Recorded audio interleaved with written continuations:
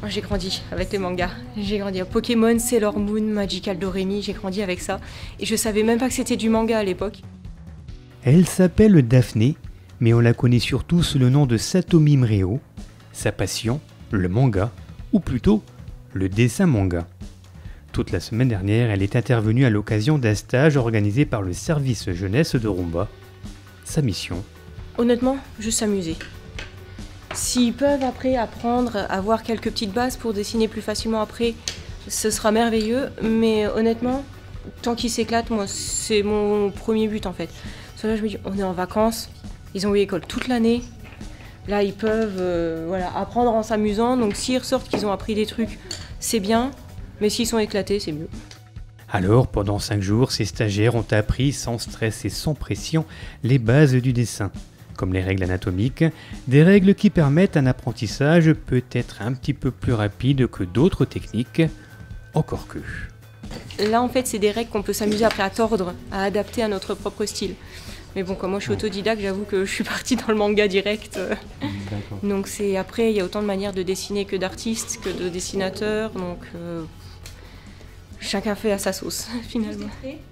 Ensuite, je fais des boudins et ensuite, je rajoute les détails au fur et à mesure.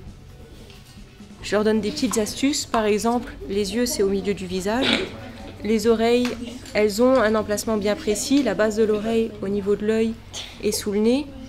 Donc voilà, je leur donne ces petites techniques-là pour qu'après, s'ils veulent recopier un personnage, s'ils veulent créer leur propre personnage, ils peuvent le faire plus facilement.